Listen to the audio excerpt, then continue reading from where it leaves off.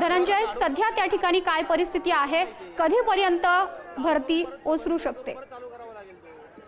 माधुरी, आपण जर पाहिलं तर लालबागचा राजा याची जी विसर्जनाची मिरवणूक जी आहे ती सकाळी 8 वाजता सुमारास गिरगाव चौपाटीवर आणि लालबागचा राजा गिरगाव चौपाटीवर पोहोचल्यानंतर त्याच वेळेस आपल्याला पाहायला पाहिजे भरती समुद्राला मोठ्या प्रमाणात आली होती आणि त्यामुळे जो तराफा आहे ते तराफा आणि जी ट्रॉली आहे ज्याच्यावर लालबागचा राजा विराजमान आहे त्यामध्ये साम्य जे आहे ते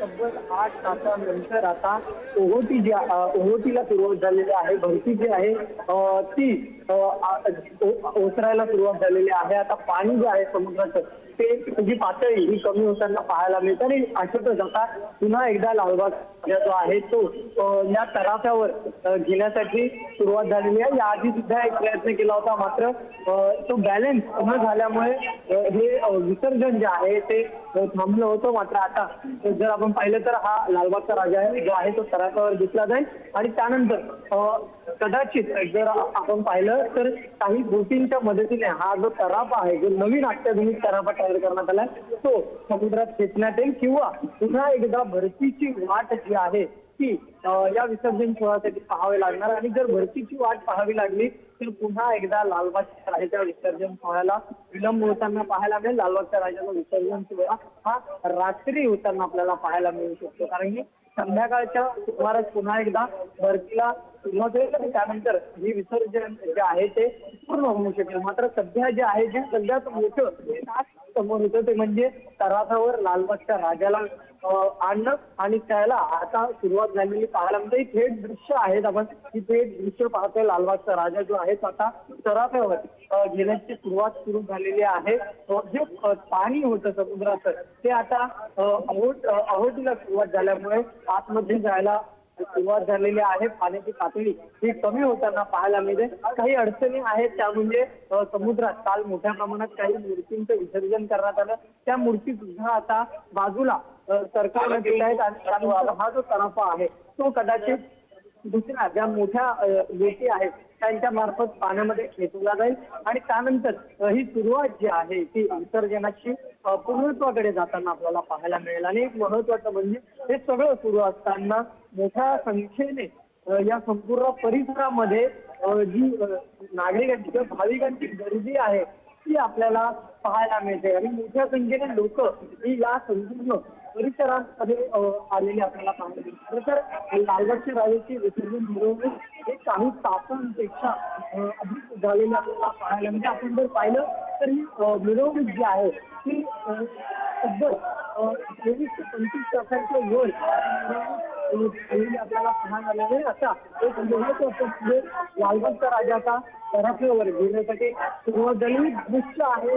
या संपूर्ण तराफ्याच्या बाजूच्या परिसरातले आपण पाहू शकतो कशा पद्धतीची गर्दी जी आहे त्या परिसरामध्ये झालेली माधुरी आपल्याला पाहायला मिळते। आणि लालबागच्या राजाचा विसर्जन सोहळ्याला विलंब झाला आणि तो विलंब झालाय तो फक्त वेळ ही फार महत्वाची होती आणि लालबागचा राजा हा समुद्र किनारी उशिरा पोहोचला आणि त्यानंतर भरतीची वेळ आणि सगळा इम्बॅलन्स झाला आणि त्यामुळे विसर्जनाची प्रक्रिया लांबलेली आपल्याला पाहायला मिळाली। मात्र आता आपण जर पाहतो तर आता लालबागच्या राजाला पुन्हा एकदा या तराफ्यावर आणण्यासाठी प्रयत्न सुरू झालेले पाहायला मिळतात। आता थोड्याच वेळात लालबागचा राजा हा तराफ्यावर आणला जाईल, त्यानंतर आरती केली जाईल आणि नंतर पुढची प्रक्रिया जी आहे ती सुरू केली जाईल। मात्र सध्याची थेट दृश्य आहे आपण पाहू शकतो लालबागच्या राजाला पुन्हा एकदा आता थोड्या वेळापूर्वी जो आहे तो पुष्पहार घालण्यात आलेला आहे।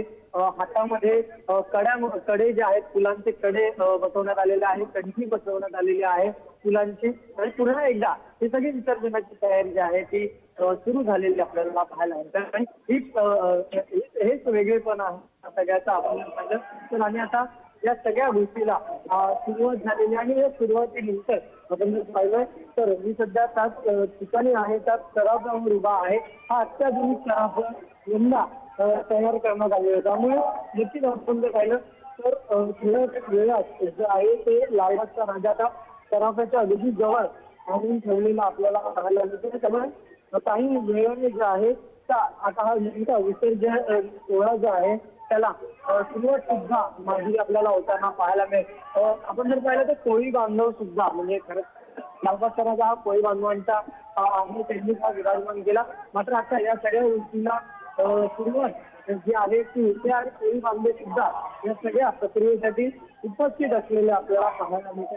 आणि कोळी बांधव असतील किंवा इतरत्र सगळे असतील ते तिथे आलेले आहेत.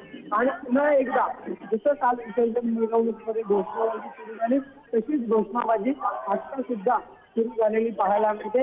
लालबागच्या राजाचा विजय असो, ही चाल कोणाची लालबागच्या राजा असं म्हणत तिथे पुन्हा एकदा हा समुद्र किनारा भाविकांनी ही समुद्र किनारी भाविकांची लाट उचललेली आपल्याला पाहायला मिळते. आणि खरं तर आता काही क्षणामध्ये जे आहे ते हा संपूर्ण सोहळा जो आहे तो पुन्हा एकदा सगळ्यांना पाहता येणार आहे. आपण जर पाहिलं तर जशी वाट सगळे पाहत होते तो लालबागचा राजाचा विसर्जन सोहळा हा याला विलंब झाला होता. मात्र आता हा लालबागच्या राजाचा विसर्जन सोहळा सुद्धा काही तासानंतर सुरू होताना पाहायला मिळते. 8 तास तब्बल झाले. 8 तास हा लालबागचा राजा जो आहे तो या समुद्र किनाऱ्यावर होता.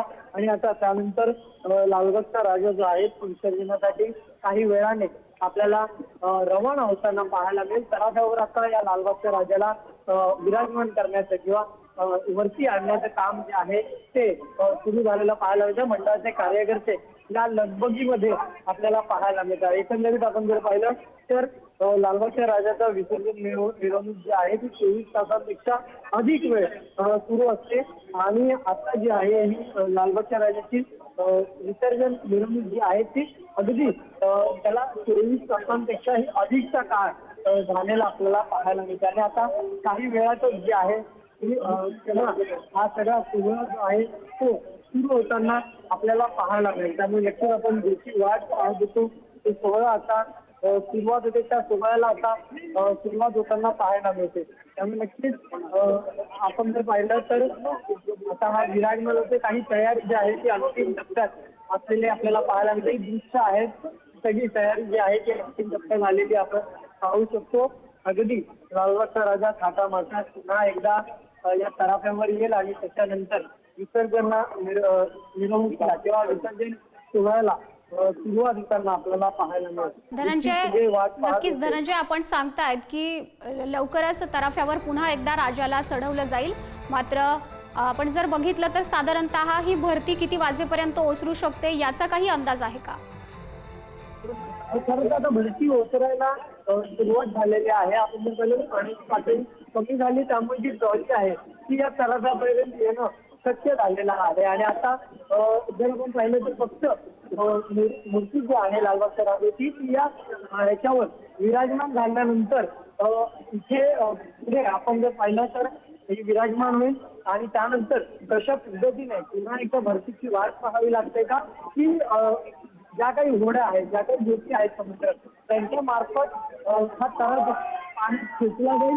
आणि त्यानंतर नक्कीच धनंजय, आपण या सर्व परिस्थितीवर असंच लक्ष ठेवून राहा. धन्यवाद आपण दिलेल्या या सविस्तर माहितीसाठी.